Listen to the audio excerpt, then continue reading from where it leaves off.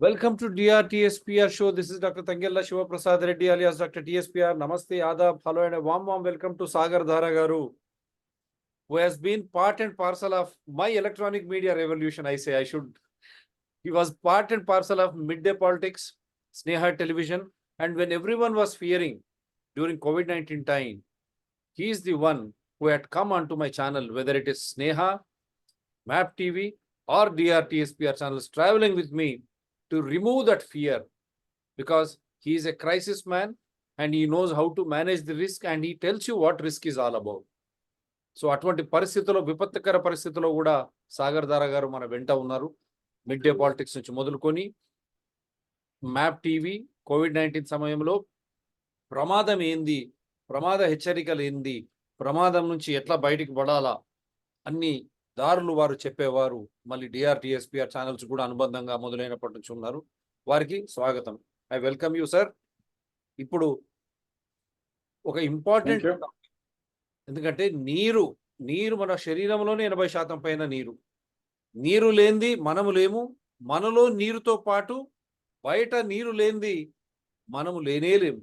So అటువంటి నీటి వ్యవస్థను గొలుసుకట్టు చెరువులు కానీ, నదులు కానీ, నదులకు అనుబంధంగా ఉన్నటువంటి ఎఫ్టీఎల్ అంటాం, ఫుల్ ట్యాంక్ లెవెల్స్ కానీ, నాలాలు కానీ కబ్జాలకు గురై అభివృద్ధి పేరు మీద కాంక్రీట్ జంగల్ తీసుకొస్తూ, పట్టణాల్లో రోడ్లన్నీ కాంక్రీట్ జంగల్ చేస్తూ, నీరు నిలువ లేకుండా వర్షం పడితే ఉన్న నీటి వ్యవస్థను అభివృద్ధి పేరు మీద కాంక్రీట్ జంగల్తో నింపేస్తే, అడవులను సైతం గ్రీన్ కవర్ సైతాన్ని నింపేస్తే నీరు ఎక్కడి నుంచి వస్తుంది?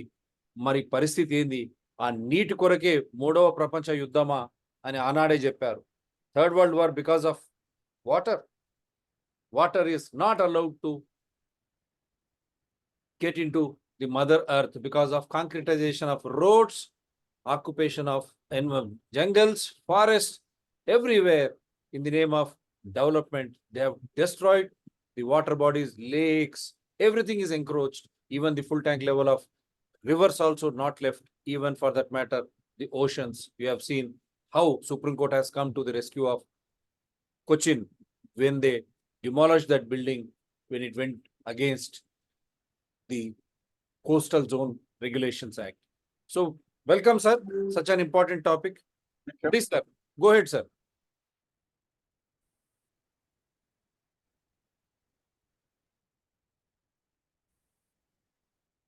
Yes sir, please. Okay. We're discussing water conflicts today because this is going to case. Now to start with, only 0.16% of the total water on Earth is tappable fresh water. You can see on the screen the various kinds of sources from associated with water. One is if there is too much water. The second is if there is too little water. And the third is if the water is contaminated. To these three problems. Like there can be a regional variation in the water availability. There can be inequitable distribution of water. And even if there is sufficient water, sometimes there is overexploitation of aquatic resources. So I'm going to start with a little story out here. And essentially, I'm going to talk quite a bit about what happens when there is too little water available, what kind of conflicts have developed and what kind of conflicts may develop, and how to avoid them. So, this is the mythological story of how the Cauvery River, the story as it goes in Karnataka, is that there was a king called Surapadma, who was a demon, basically an asura. And one day Indradev was passing through his land and without a visa, and Surapadma did not like this. So what he did was he ordered Varunadev to arrest Indra and bring him to his court. But Indra just simply vanished and ran away from there. So essentially what Surapadma did was asked Varnadev to use scorched earth tactics, and Varnadev made rainfall scarce, and so the forest started dying, and so did the animals, and a lot of people were in distress.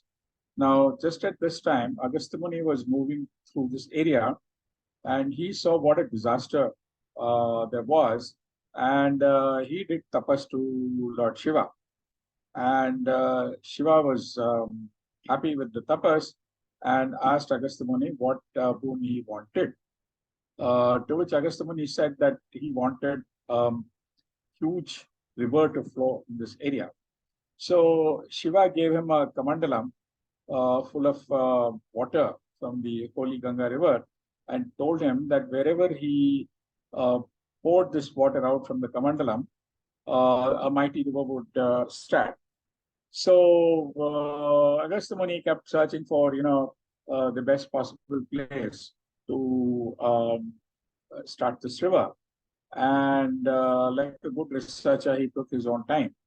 Meanwhile, Ganesha got a little angry about the delay, and one hot afternoon while Agastya Muni was sleeping, Ganesha came in the form of a crow and toppled the kamandalam. And that is where the mighty Cauvery River began, from 8 kilometers from Talakaveri, from a place called Bhagamandala. Now, Shiva's boon was something that we forgot. Now, Shiva's boon had a condition to it, that this water is not just for people, but for all other living beings as well as inanimate things.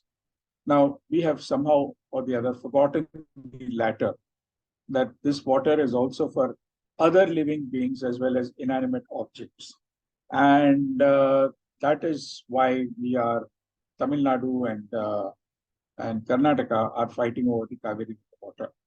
So the Cauvery River, basically, it starts in the Brahmagiri hills and it runs through the Mysore plateau before finally draining out into the Bay of Bengal in Tamil Nadu. Okay. Now, essentially, in the before the 19th century, there was sufficient water, so there was no real dispute over this water.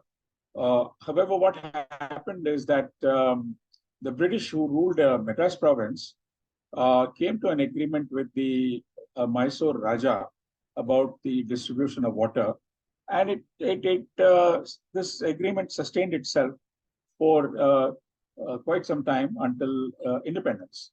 Now, it was in the mid-60s that dam construction started happening on the Cauvery River. And what happened is that there was a dispute that arose between Tamil Nadu and Karnataka over the water sharing of the river water. Now, to solve this dispute, the Cauvery River water dispute was set up, and it gave a majority of the water to Karnataka and a small portion to Tamil Nadu. And it revised this in 1990. And it also gave in 1990 a small amount of water to Kerala and Puducherry as well. But nevertheless, water basically is something that is in great demand. So Tamil Nadu and Karnataka kept fighting over the river water. And so what did happen was that much later, a few years back, about 5 years back, this dispute broke out into actual riots on the street in Bangalore, with slogans like Nama Cauvery, means our Cauvery, being shouted. Now, basically what Karnataka argues is that the river originates in its land, so all the water really belongs to Karnataka. And because Karnataka is a good state, then they give some water to Tamil Nadu.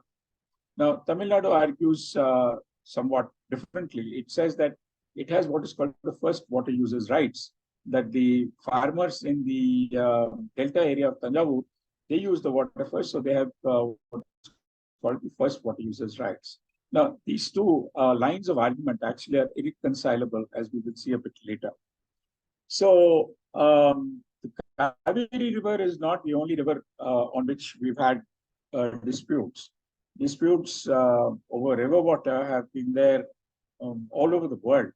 In fact, one of the disputes is over the Nile River. Now, the Nile River flows through something like about 10 countries and finally flows into the Mediterranean Sea from Egypt. Now, in the 1920s, British proposed a series of storage facilities on the Nile River, but none of this really fructified. Now, in the 20s, Egypt became independent, and Britain, which controls at that time, which controlled all the countries which were above Egypt, which is Sudan and Ethiopia, they came to an agreement with Egypt on river water sharing. But subsequently, what happened is after World War II, all the countries in the upstream region of the Nile River, they became independent. And in 1929, Sudan basically said that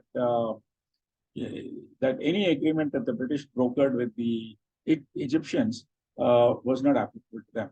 And Ethiopia was never signatory to these agreements. So after World War II, Egypt constructed a huge dam called the Aswan High Dam, and signed an agreement with Sudan on the water sharing with Egypt. And Sudan and Egypt decided to, share the river water, and this excluded Ethiopia. Now, subsequently, both Sudan and Ethiopia have been wanting to build dams, but every time that they announce that they're going to do something, Egypt basically says that, well, try to build a dam, and we will see what happens. And what Egypt does is it puts into the sky its warplanes, basically threatening Egypt, threatening Sudan and Ethiopia, that if you dare build a dam, we will bomb it to smithereens. You have a similar situation on the Tigris, Euphrates rivers. Now, the Tigris and the Euphrates, they originate in Turkey, in the Anatolian highlands. And the Euphrates flows through Syria and then into Iraq before it drains out into the Persian Gulf after meeting the Tigris in Iraq. Well, basically, the economies of all these three countries to some extent are dependent on these two rivers. Now,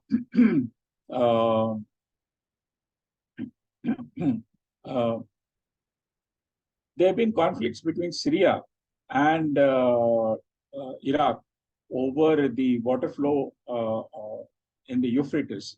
And there have been conflicts between Syria and Iraq on the one side and Turkey on the other side on the sharing of waters between Euphrates and Tigris. Now, some time back, what Turkey did was that it decided to cut off water supply under the guise that it was basically allowing the dams that it had built in the Anatolian region to fill up, dams over the Euphrates and the Tigris. This, in a sense, was an indirect warning to Syria and Turkey. Excuse me, that if they do not fall in line, that Turkey will decrease the amount of water flowing in the Euphrates and Tigris. Turkey also put another condition on Syria, that Syria should not support the Kurdish movement that was there in Turkey.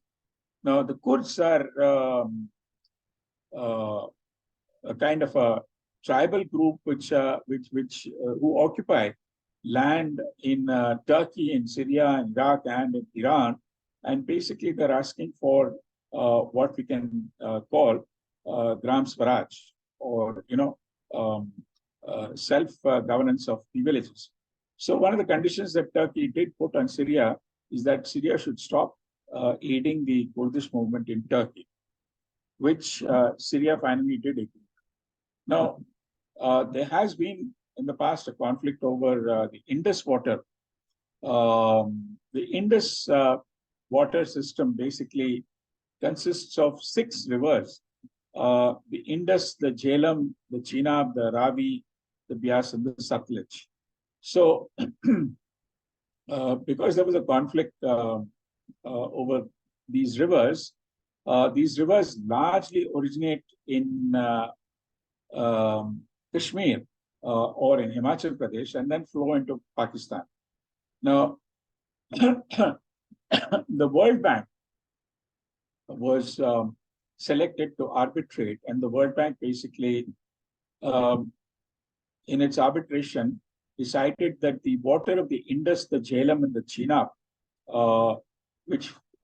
whose water really comes from the glaciers of Kashmir, will go to Pakistan, whereas the waters of the Bias, the Ravi, the Bias, and the Satluj would go to India. Basically, India could still use the waters in the Indus, Jhelum, and the Chenab, which are the upper 3 rivers, provided the water flow doesn't decrease. Whereas India could fully utilize the water in the Ravi, the Bias, and the Satluj. Now, basically, if you look at the whole Indus Water Treaty, approximately 30% of the water went to India, and about 70% of the water went to Pakistan. Now, more recently, India has built, meaning a couple of months back, India completed the river, the dam on the Ravi at Shahpur Kandi, which means that the water in this river would downstream of the dam would be very small. And this certainly is going to impact Pakistan. So you have a potential conflict there on the Indus River. Now, the story of the Jordan River is extremely interesting. The Jordan River really starts somewhere in Lebanon, somewhere close to the tri-junction between Lebanon, Syria, and Israel, in a place called the Mount Hermon. The river flows from 3 tributaries into a river which basically forms the border between Israel and Syria, and into a lake called the Tiberias. Now, at the south end of the Tiberias lake, the river continues to flow into the Dead Sea, forming the border between Israel and Syria in the upper reaches, and between the West Bank and Jordan in the middle, and again Israel and Jordan in the southern part of the flow of the river.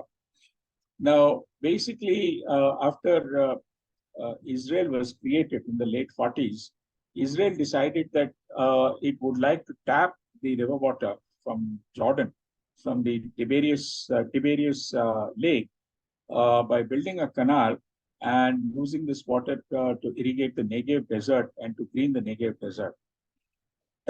Now, when Israel decided to do this, Syria and Jordan, they decided to build canals to the east of the Jordan River. And the Jordan River is a river that flows from north to south. So they were going to build canals to the east of the Jordan River, starting from a point which is north of the Tiberias Lake, which means that once these canals were built, there would be less water flowing in the Jordan River north of the Tiberias, and therefore this would then decrease the amount of water that Israel can tap from the Tiberias Lake to send to the Negev desert. Now, well, when this happened, basically, there was some kind of a negotiation that happened between these 3 countries with US mediation, but at the last minute, this negotiation broke down because basically Syria and Jordan did not want to be seen as signing an agreement with Israel. And uh, Israel was also fearful of allowing Jordan control over some part of the Tiberias Lake. Now, this situation continued until a point of time when basically you had the clash between Syria and Israel in 1966, when Israel bombed the waterworks that were being constructed by Syria.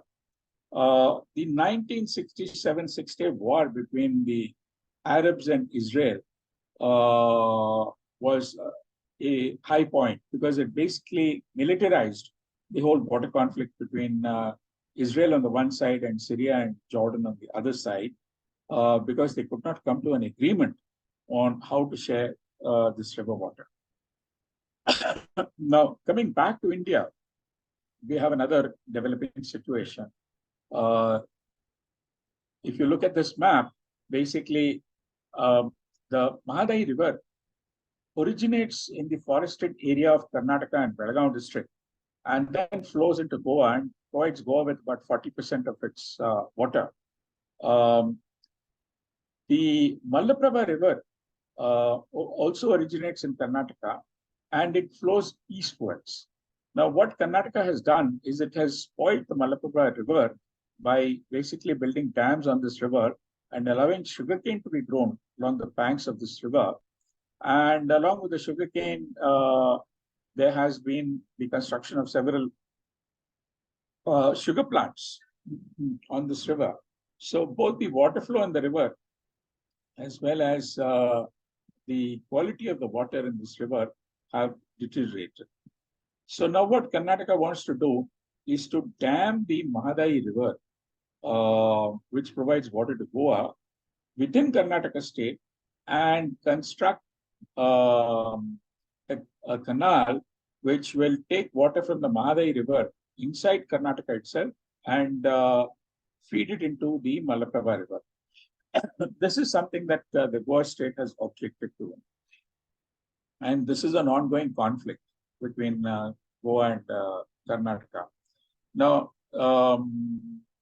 there is, of course, people have gone to the High Court on this issue, but here is a potential conflict on this particular river.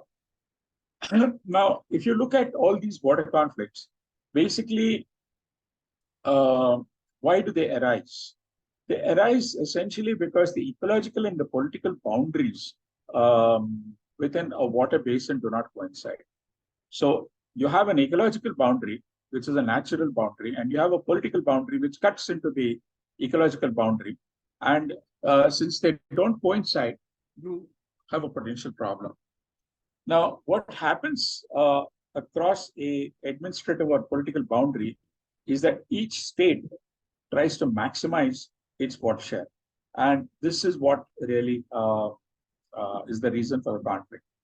Now, water demand on both sides of the border has increased, not just within India, but all over the world.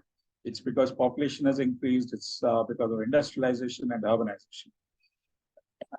Now, essentially, the upper riparian state uses a doctrine from the United States called the hormone doctrine, which essentially says that the water which originates in a particular state belongs to that state. Whereas the lower riparian states, they use another doctrine, again from the US, which basically is called the prior appropriation of water rights, which basically means first water users' rights. Those who use the water first, their rights must be protected. Now, both these basically are irreconcilable legal doctrines. So what is the way out? I mean, if you look at water disputes, they normally go through three stages. In the first stage, there is sufficient water. There is either no dispute or it's a mild dispute. And so, well, everybody gets, the water that they want. In the second stage, there is a dispute, and this dispute is not resolved by the two states. And so they have to either go into arbitration or into adjudication. And this is what has happened both at the international level as well as within India. If you look at the Cauvery River, this is what has happened. It has gone through a process of adjudication. If you look at the Indus River and the whole Indus Water Treaty has gone through arbitration. Well, at some point when the awards that are given either in arbitration or adjudication, the states find not satisfying, then the whole dispute is militarized, which has happened in the Jordan River. And this is the fear that I have, for example, on the water disputes that there are all over the world, and in particular in South Asia. We will talk about a little bit of this a little later. Now, the other point that is to be made, as has happened between Turkey and Syria, is that water sharing is often used as a bargaining chip by one or the other state in order to get something which has really nothing to do with water sharing. Turkey has done this by asking Syria to discontinue support to the Kurdish rebels. And Syria finally had to agree to this in order to share water of the Tigris and Euphrates with Turkey. So this is what we have. Now, there are other developing situations. One is climate change. Climate change is happening. We do know that we are now 1.15 degrees. The global average temperature is about 1.15 degrees above the global average temperature 300 years back before industrialization began. Now, if you look at the Indus River, 60% of its of the river flow is because of glacial melt. And if you look at the Darya, which flows in Afghanistan, 77% of its water flow is because of glacial melt or snow melt. Now, whereas the Ganga and the Brahmaputra are dependent only to the extent of about between 10 to 20%.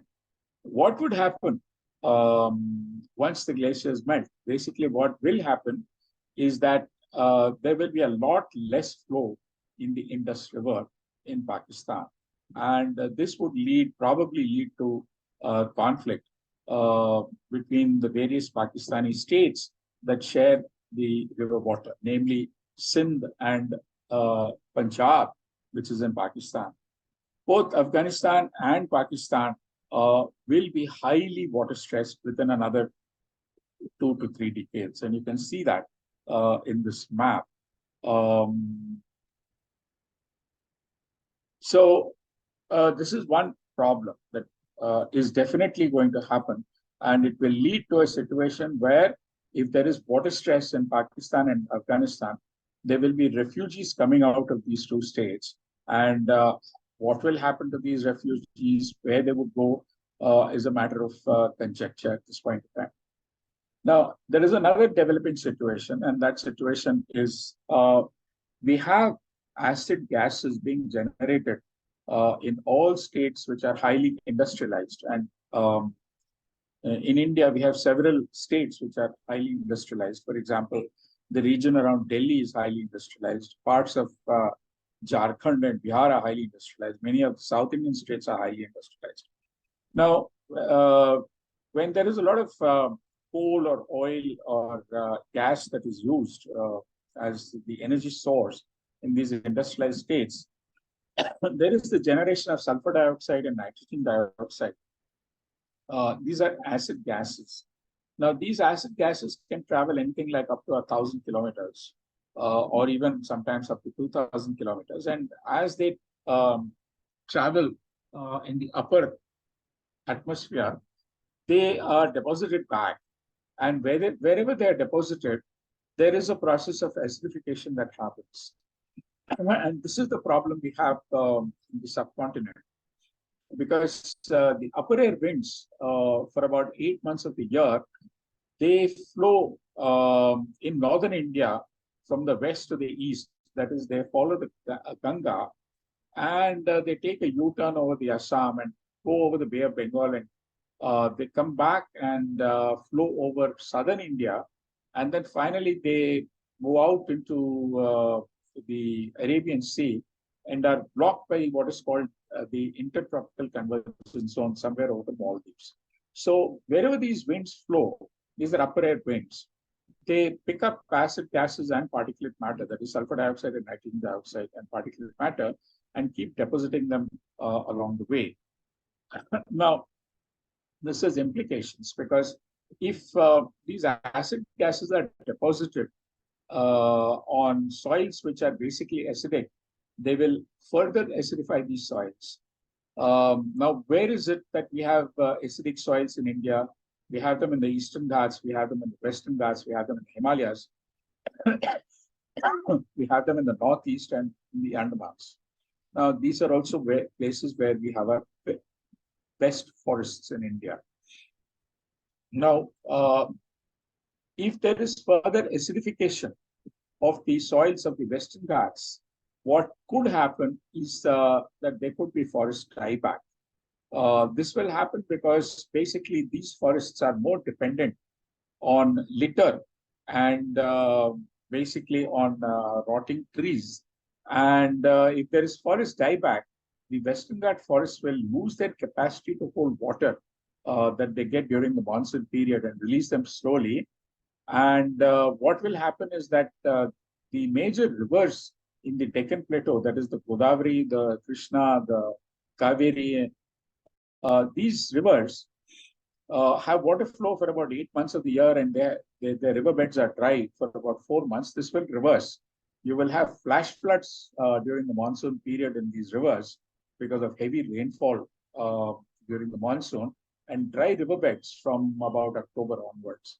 This will lead to enormous water stress in the Deccan Plateau and a possible migration of the population from the Deccan Plateau from the states of Telangana, from Andhra, from parts of Tamil Nadu and Karnataka. So this is another problem. A third problem, of course, is a problem where industrialization creates water shortages.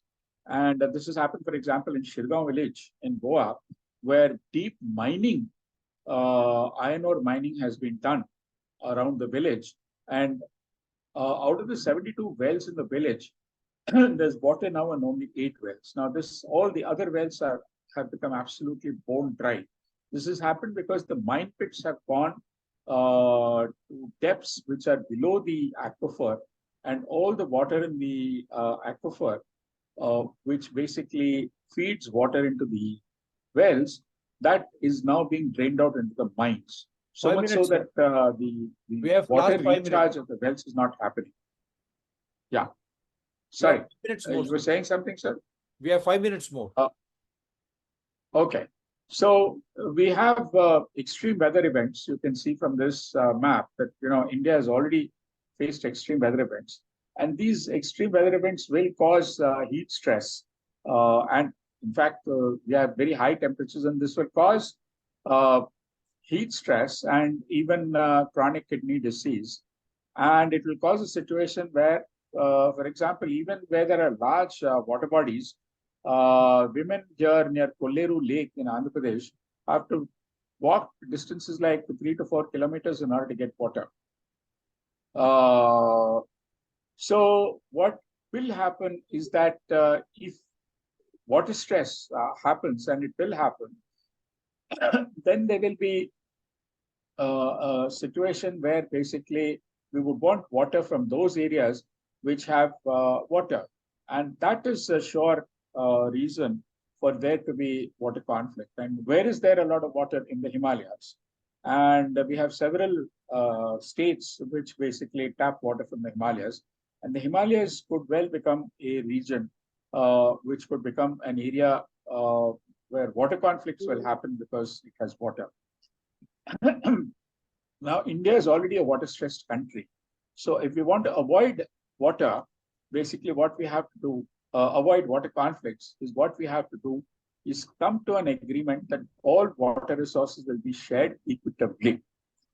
And so there is good reason now to say that we need to move towards a South Asian Union and towards an agreement on resource sharing of all resources which are shared, for example, water or forests and such like. Now, the other problem is too much water, and that is what the extreme weather events will do. You have suddenly heavy rainfall, and what we do is we replace the original forest with plantations, and the plantation roots, as you can see in this picture, are very shallow. We do not have the ability to grip the soil when there is heavy rainfall, and you have landslides, and these landslides killed 500 people in Kerala in 2018, or sea rise, where this entire school, in a matter of 4 years, got destroyed. The school buildings got destroyed because of sea rise.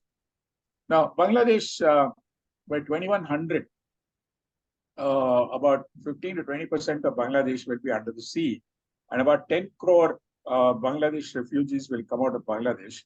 Where will they go? Now, we should say that basically they should be taken care of by those countries that create this problem. We have a similar situation, for example, in the Maldives, that all 5 lakh people in the Maldives will be completely displaced because all these beautiful islets will be submerged. A good part of Bombay, central Bombay, will be submerged.